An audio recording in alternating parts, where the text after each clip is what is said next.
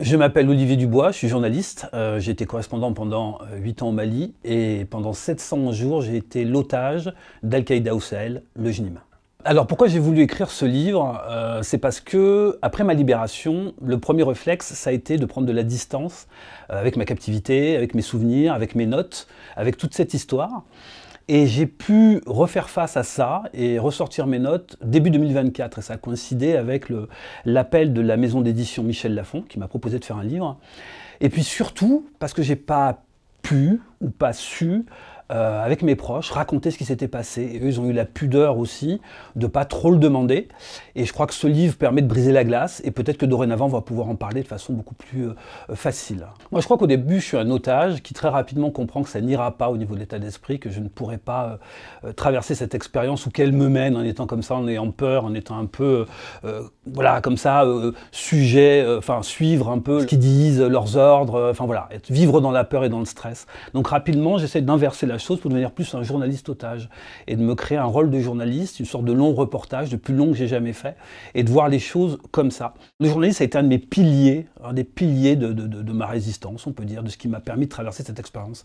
C'est pour ça que je dévoile dans le détail ce que je fais, comment je l'ai fait et ce que je voulais obtenir. Pour pouvoir écrire ce livre, je me suis basé sur les notes que j'ai prises là-bas, que je prenais en cachette, les interviews que j'ai pu faire de façon un peu masquée, sur le coup d'une discussion informelle avec ces gens-là quand ils voulaient bien répondre, comme des interviews par contre demandées et qui ont pu se dérouler notamment avec 3 d'entre eux, 3 cadres de leur mouvement.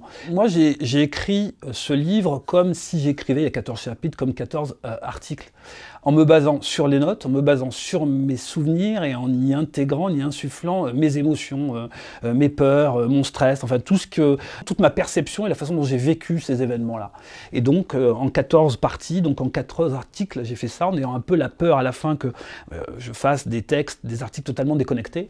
Et au fond, ça se suivait plutôt bien, parce que certainement je l'avais vécu et inconsciemment, ça l'un menait à l'autre, qui menait à l'autre et qui forme ce livre. Ça me maintenait en éveil, ça me tirait vers le haut, ça donne un but quand vous vous réveillez le matin.